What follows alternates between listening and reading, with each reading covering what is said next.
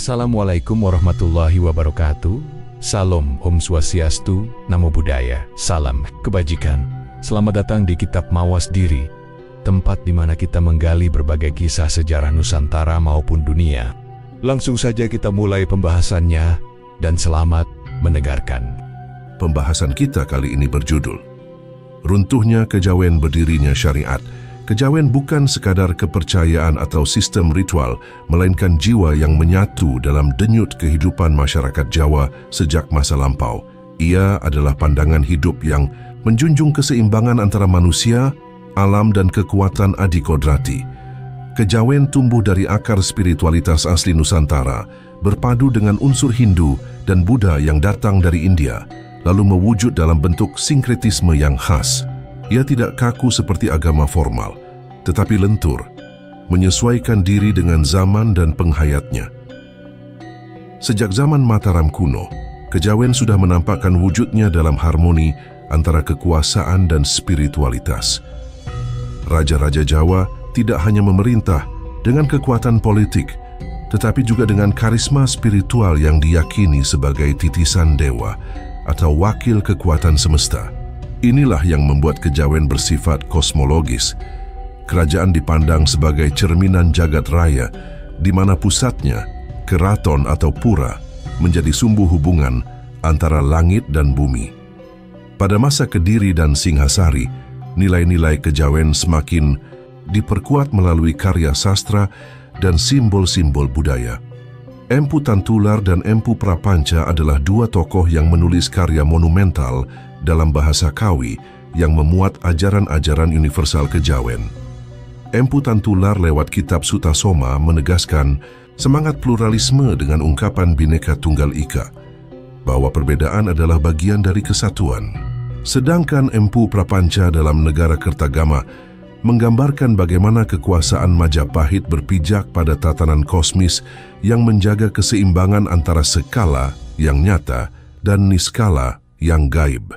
Majapahit menjadi puncak kejayaan kejawen saat nilai-nilai spiritual dan kebudayaan berpadu dalam tata negara dan kehidupan sehari-hari. Rakyat menjalankan upacara dan laku spiritual yang tak hanya bersifat ritual tetapi juga etis dan kontemplatif. Kehidupan dijalani sebagai perjalanan batin dengan tujuan utama mencapai kasampurnan, keutuhan jiwa yang selaras dengan alam dan Sang Pencipta. Ajaran Tattwam Asi yang berarti aku adalah engkau dan engkau adalah aku menjadi fondasi etika kejawen. Ia menanamkan kesadaran bahwa semua makhluk memiliki satu sumber jiwa, sehingga keharmonisan sosial dan empati menjadi hal utama. Nilai-nilai seperti gotong royong, hormat kepada leluhur, dan laku prihatin menjadi bagian dari jalan hidup. Kejawen tak menolak keberadaan Tuhan, tetapi mengenalnya lewat banyak jalan, dalam hening, meditasi, dan pengalaman batin yang mendalam. Kejawen hidup dalam wayang, tembang, arsitektur, hingga tata ruang desa. Ia tidak membutuhkan kitab suci tertulis, karena hidup dalam tutur, simbol, dan laku. Namun seiring datangnya pengaruh baru dari luar, terutama dari dunia Islam, fondasi ini mulai bergeser. Meski demikian, kejawen tetap menjadi nafas kultural yang tak sepenuhnya punah, membentuk keunikan identitas Jawa yang bertahan hingga kini. Kerajaan Majapahit pernah menjadi mercusuar kejayaan Nusantara. Dalam bayang-bayangnya, seluruh wilayah dari Sumatera hingga Papua diklaim sebagai bagian dari kekuasaannya. Namun, sebagaimana segala sesuatu yang dibangun dari keseimbangan halus, Majapahit pun tak luput dari kehancuran ketika keseimbangan itu terguncang. Krisis yang melanda Majapahit bukan sekadar politik dan ekonomi, tetapi juga spiritual. Retaknya tatanan dunia lama berakar dari dalam, ketika pondasi kejawen yang selama ini menopang kekuasaan mulai goyah. Majapahit selama berabad-abad hidup dari prinsip kosmis yang menyatukan raja, rakyat, dan semesta. Raja bukan hanya kepala negara, tetapi juga figur suci yang mewakili kekuatan gaib di bumi. Ia adalah perantara antara dunia nyata dan dunia tak kasat mata. Namun ketika Perang Saudara berkecamuk setelah wafatnya Hayam Wuruk dan Patih Gajah Mada tak lagi ada, tatanan ini mulai retak. Pertarungan antar pangeran untuk merebut takhta mengoyak keutuhan batin masyarakat. Rakyat yang dulu melihat raja sebagai sosok adikodrati mulai menyaksikan mereka saling membunuh demi kekuasaan duniawi. Perang Paregreg yang melibatkan Bre, Wirabhumi dan Wikramawardhana menjadi titik balik kehancuran politik Majapahit. Tidak hanya menumpahkan darah bangsawan tetapi juga memecah belah pusat-pusat kekuasaan di Jawa. Dengan konflik internal yang tak kunjung selesai, Raja-Raja Majapahit kehilangan aura kesucian yang selama ini menopang legitimasi mereka. Wibawa spiritual yang seharusnya memancar dari laku dan keteladanan terbenam dalam lumpur perebutan tahta. Tekanan dari luar pun memperparah keadaan. Pelabuhan-pelabuhan utama mulai beralih ke tangan para pedagang Muslim yang menguasai jalur laut. Pergeseran pusat perdagangan dari pedalaman Jawa ke pesisir utara menggerus kekuatan ekonomi Majapahit. Kota-kota seperti Demak, Gresik, dan Tuban mulai berkembang, bukan hanya sebagai pusat niaga tetapi juga sebagai simpul baru peradaban. Disinilah kekuatan baru dengan nilai-nilai Islam mulai tumbuh, membawa paradigma berbeda dari kejawen. Bagi rakyat yang hidup dalam gejolak, kejawen perlahan terasa semakin jauh. Spiritualitas yang dahulu hadir dalam laku dan keseharian, kini hanya menjadi simbol-simbol istana yang kehilangan makna. Ritual agung tetap dilakukan, tetapi tanpa kekuatan batin yang menyertainya. Pemujaan terhadap leluhur, Dewa Wisnu, dan Dewi Sri menjadi formalitas kosong ketika rakyat mulai lapar, takut, dan kehilangan harapan. Raja-raja Majapahit akhir, seperti Bre Kertabumi dan Raja Sawardhana, tak mampu lagi mengembalikan kemegahan masa lalu. Meskipun secara simbolik mereka tetap menjunjung kejawen, namun kekuatan batin yang dahulu menyinari istana kini telah padam. Dalam ruang yang mulai kosong itulah, pengaruh baru dari luar, dengan semangat dan keyakinan baru, mulai masuk dan merebut hati rakyat. Dunia lama mulai retak, membuka jalan bagi babak sejarah yang baru. Kejawen yang dulu menjadi nafas kekuasaan, kini harus menghadapi ujian terberat dalam perjalanan panjangnya. Ketika Majapahit mulai melemah dan retakan spiritual kejawen semakin menganga, muncul sebuah kekuatan baru yang tak datang dengan pedang atau penghakiman, tetapi dengan kelembutan budaya dan kehalusan jiwa. Para Wali Songo, 9 wali yang diyakini sebagai pelopor penyebaran Islam di tanah Jawa, menjalankan misi suci mereka bukan dengan kekerasan, melainkan dengan kebijaksanaan. Mereka memahami bahwa mengubah keyakinan bukan sekadar menanam ajaran baru, tetapi menyentuh batin dan menghormati akar budaya yang telah lama hidup. Islam yang dibawa Wali Songo bukanlah bentuk keras yang menuntut pemutusan total dari masa lalu. Sebaliknya, mereka menyerap dan memaknai ulang unsur-unsur lokal agar sesuai dengan tauhid, namun tetap dapat diterima oleh masyarakat Jawa yang telah terbiasa dengan simbolisme kejawen. Inilah yang menjadikan proses Islamisasi di Jawa berjalan secara bertahap, perlahan namun mendalam. Pesantren-pesantren dibangun bukan sekadar sebagai pusat pengajaran agama, tetapi juga tempat bernaungnya laku batin, pertapaan, dan pendidikan moral.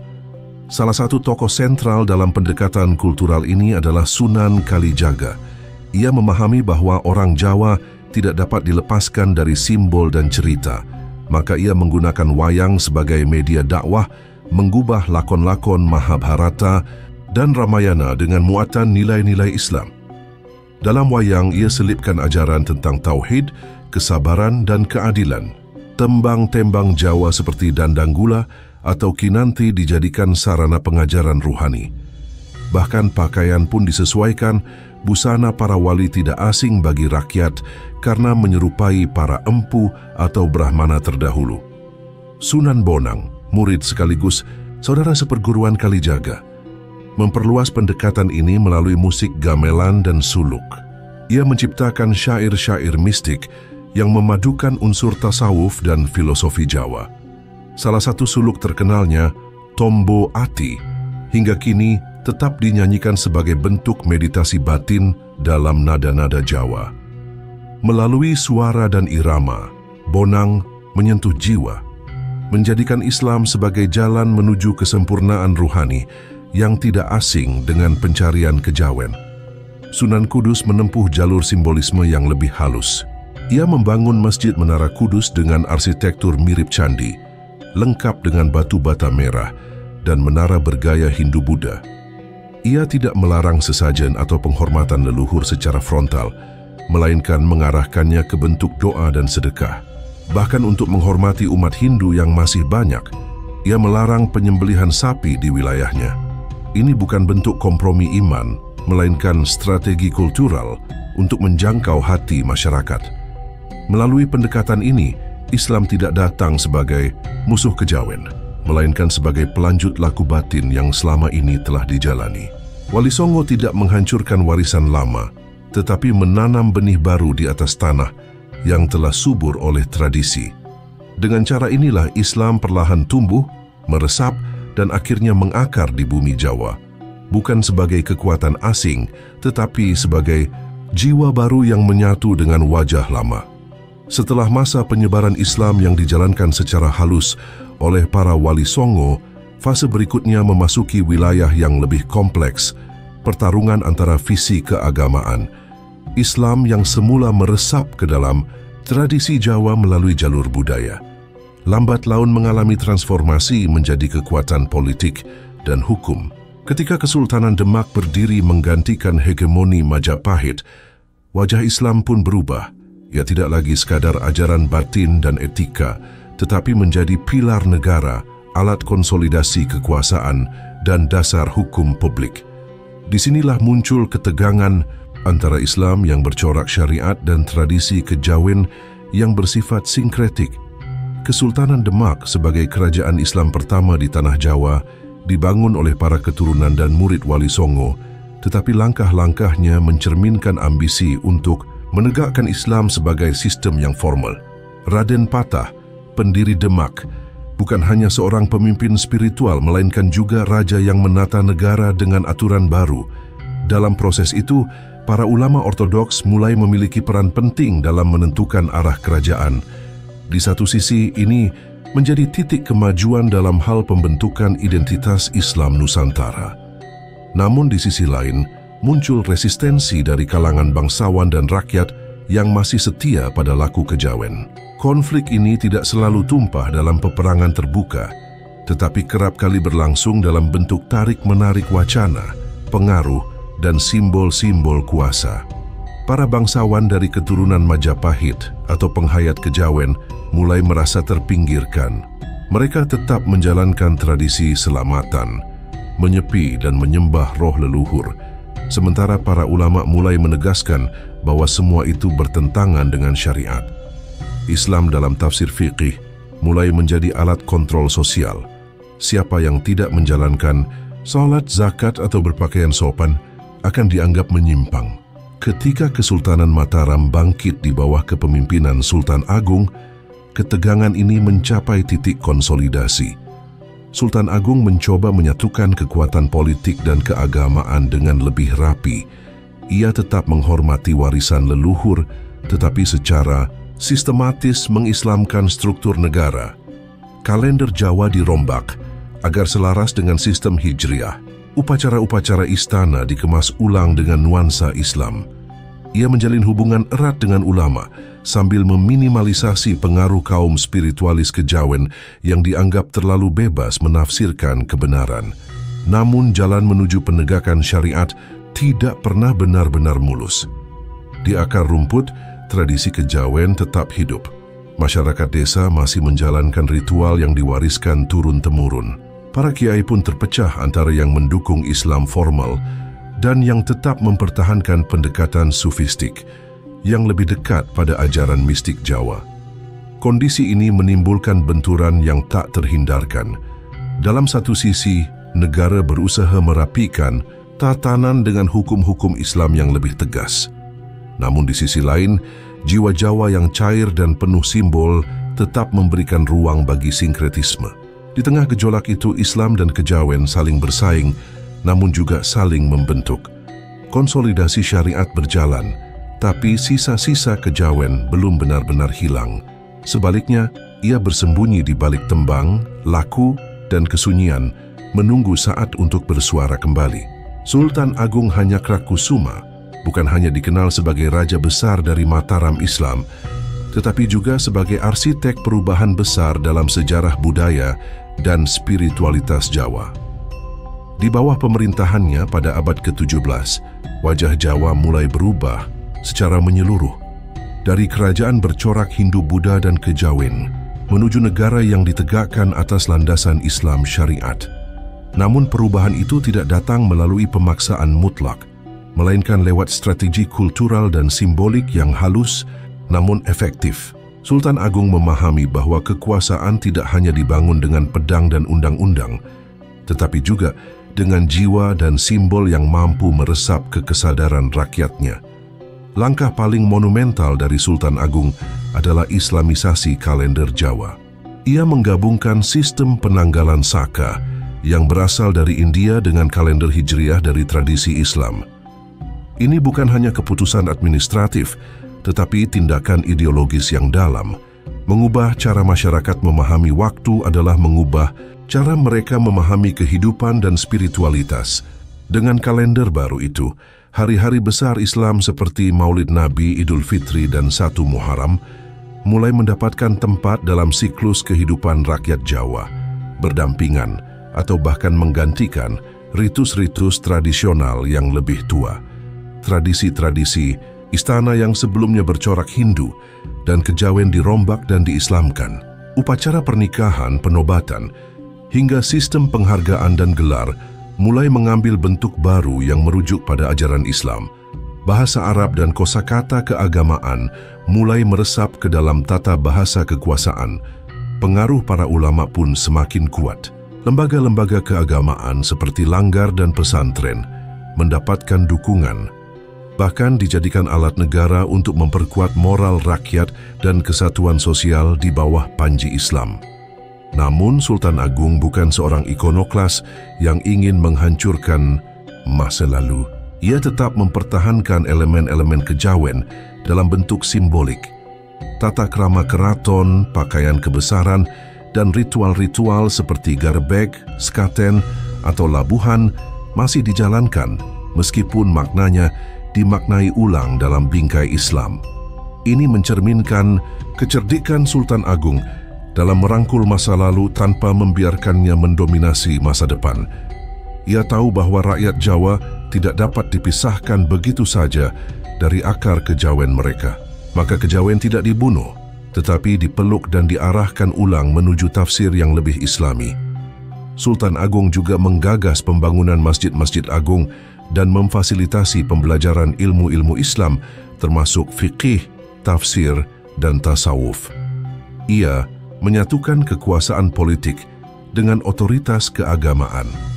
Dalam figur dirinya sendiri, ia menjelma sebagai sultan sekaligus pemimpin ruhani, sebuah peran yang sebelumnya dimainkan oleh raja-raja Hindu dalam model Dewa Raja. Kini peran itu diberi wajah Islam, namun semangat kosmisnya tetap hidup. Melalui strategi simbolik, transformasi birokrasi, dan pembinaan sosial keagamaan, Sultan Agung meletakkan fondasi Islam sebagai unsur utama negara Jawa. Namun di balik syariat yang ditegakkan, roh kejawen masih bernafas dalam tembang, laku, dan adat, menandakan bahwa meski negara telah berubah, jiwa Jawa tidak sepenuhnya padam. Di balik megahnya perubahan yang dibawa Sultan Agung dan para penerusnya dalam menegakkan syariat sebagai fondasi negara, ada sekelompok masyarakat Jawa yang memilih jalan lain, bukan perlawanan terbuka, melainkan perlawanan sunyi. Mereka adalah para penghayat kejawen yang tidak mau serta-merta menanggalkan warisan batin dan laku leluhur. Mereka tidak menolak Islam, namun menolaknya untuk dijadikan alat kekuasaan yang kaku dan formal. Dalam diam dan keheningan, mereka terus menjalani laku prihatin, menyepi dan mendekat kepada sang sumber dalam cara-cara yang hanya dipahami oleh mereka sendiri. Kelompok ini kelak dikenal dalam istilah Clifford Geertz sebagai kaum abangan. Bagi mereka, keimanan bukan sekadar soal hukum-hukum lahir, tetapi soal rasa, olah jiwa dan kesadaran akan harmoni semesta. Islam yang mereka pahami adalah Islam yang menyatu dengan bumi, dengan angin, dengan suara gamelan dan tembang yang dinyanyikan menjelang fajar. Mereka membaca ayat-ayat tidak hanya dari mushaf tetapi juga dari gerak daun, dari garis wajah orang tua, dari sunyi malam yang panjang. Inilah wajah spiritualitas Jawa yang tidak pernah benar-benar hilang, hanya berpindah ke ruang-ruang yang lebih tersembunyi. Para abangan tidak memiliki masjid megah atau pesantren besar. Mereka berdiam di desa-desa, lereng gunung dan tepi hutan. Mereka tidak berdebat tentang fikih, tetapi berbicara tentang rasa sejati, urip iku mung mampir ngombe, dan kesadaran akan sangkan paraning dumadi. Mereka menjalani puasa bukan karena wajib syariat, tapi sebagai tirakat untuk membersihkan batin. Mereka bersembahyang dalam diam, menghadap ke arah hati sendiri, mencari Gusti yang tidak terikat ruang dan waktu. Di masa ketika negara semakin memperketat pemaknaan Islam dalam bentuk formal, kaum abangan ini menjadi penjaga api kecil kejawen yang tak kunjung padam. Mereka tidak mencela para ulama atau menghina hukum-hukum baru yang diberlakukan. Mereka memilih diam seperti air yang menyusup perlahan ke celah-celah batu. Dalam kesunyian, mereka merawat ingatan akan dunia lama, bukan untuk membangkitkan kekuasaan Majapahit, tetapi untuk menjaga keseimbangan antara lahir dan batin, antara dunia dan akhirat, antara Tuhan dan manusia. Meski sering dianggap menyimpang, kaum abangan justru menjadi cermin dari cara orang Jawa memaknai spiritualitas secara lentur. Mereka tidak merasa perlu membenturkan kejawen dan Islam, karena bagi mereka, yang utama adalah laku, bukan label. Dalam dunia yang semakin hitam putih, mereka hidup dalam wilayah abu-abu yang penuh makna. Mereka tidak berteriak, tidak mengangkat senjata, tetapi keberadaan mereka adalah bentuk perlawanan yang paling dalam, melawan penyeragaman, melawan kekakuan, melawan hilangnya rasa dalam agama. Kaum abangan adalah sisa-sisa kejawen yang tetap bertahan, bukan karena nostalgia masa lalu, tapi karena mereka percaya bahwa Tuhan lebih luas dari kitab dan hukum dan bahwa jalan menujunya tidak hanya satu. Dalam sunyi, mereka menjaga warisan yang tak terucapkan, yang hanya bisa dipahami lewat rasa yang dalam dan laku yang tulus. Pasca era Sultan Agung, gelombang Islam Ortodoks semakin menemukan pijakan yang kokoh di tanah Jawa. Tradisi pesantren tumbuh pesat, menjadi pusat pendidikan agama yang sistematis dan terstruktur. Ulama-ulama dari kalangan santri mulai memegang peran strategis bukan hanya dalam pembinaan umat, tapi juga dalam pembentukan hukum dan tatanan sosial.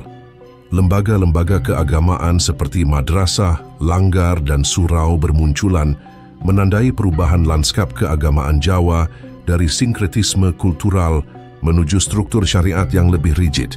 Di banyak wilayah, hukum adat perlahan tergeser oleh hukum Islam.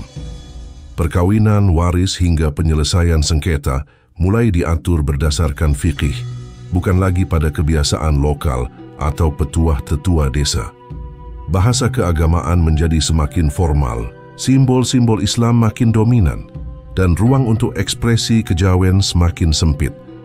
Dalam konteks ini, identitas santri tidak sekadar menunjuk pada corak keberagamaan, tetapi juga pada loyalitas terhadap tatanan syariat sebagai hukum utama negara dan masyarakat. Namun sejarah mencatat pula suara-suara yang bertentangan. Tokoh seperti Syekh Siti Jenar muncul membawa tafsir yang berbeda, lebih esoterik, lebih mistis, dan menantang struktur formal agama. Ajarannya tentang manunggaling kawula Gusti dianggap menyimpang dan berbahaya oleh para ulama ortodoks. Ia dianggap melemahkan fondasi syariat dan akhirnya diadili serta dijatuhi hukuman mati. Peristiwa ini menjadi simbol benturan antara spiritualitas batin kejawen dengan formalitas syariat Islam yang sedang menancapkan hegemoninya. Dengan menguatnya Islam santri, negara dan masyarakat Jawa memasuki babak baru, penyeragaman ajaran, pembakuan hukum, dan penyempitan ruang bagi keragaman tafsir. Syariat menjadi norma dan kejawen tersingkir ke ruang-ruang sunyi. Di tengah dominasi Islam syariat yang kini membentuk struktur sosial dan hukum di Jawa, jejak kejawen tidak sepenuhnya lenyap. Meskipun telah terdesak dari panggung kekuasaan politik dan ditarik keluar dari ruang-ruang publik resmi, kejawen tetap hidup dalam bentuk yang lebih halus, dalam bahasa, adat, ritual, dan rasa. Nilai-nilainya bersembunyi di balik selamatan, dalam laku prihatin, dalam pantun dan tembang, serta dalam cara orang Jawa memaknai hidup sebagai perjalanan batin. Upacara-upacara tradisional seperti slametan, bersih desa, dan nyadran masih dijalankan, seringkali berdampingan dengan doa-doa Islam, mencerminkan perpaduan yang sulit dipisahkan antara dua dunia spiritual.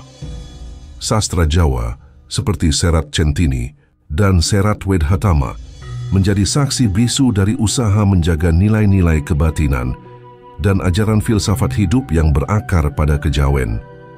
Bahkan dalam tata krama dan bahasa sehari-hari, warisan kejawen terus bernafas, dalam unggah-ungguh, dalam rasa, sungkan, dalam pemujaan terhadap keseimbangan dan harmoni. Di tengah tegaknya syariat sebagai norma sosial dan religius, masyarakat Jawa tetap merawat kebijaksanaan lokalnya. Ini bukan hanya bentuk resistensi kultural, tetapi juga ungkapan dari kebutuhan mendalam akan spiritualitas yang lembut, menyatu dengan alam dan penuh rasa. Ketegangan antara kejawen dan syariat tidak selalu berbentuk konflik, namun sering hadir sebagai tarik ulur batin dalam kehidupan sehari-hari masyarakat. Buku ini menutup dengan satu renungan, bahwa sejarah spiritual Jawa adalah tentang perjumpaan dua arus besar, kejawen yang mistis dan Islam syariat yang normatif. Dalam perjumpaan itu, bukan kemenangan atau kekalahan yang menjadi penting, melainkan bagaimana keduanya saling mempengaruhi, membentuk wajah Jawa yang penuh lapis makna. Moga damai dan rahmat Allah Subhanahu wa Ta'ala senantiasa menyertai kita. Semoga kasih dan berkat Tuhan Yesus memberkati langkah kita ke depan. Om Shanti, semoga kedamaian selalu mengisi hati kita. Semoga Sang Hyang Widi-Wasa memberikan kekuatan dan kebijaksanaan. Namo Buddhaya. Semoga kita semua mencapai pencerahan dan kedamaian sejati. Terima kasih telah menyimak Kitab Mawas Diri. Mari kita jaga kebersamaan dan saling menghormati dalam keberagaman menuju harmoni yang abadi.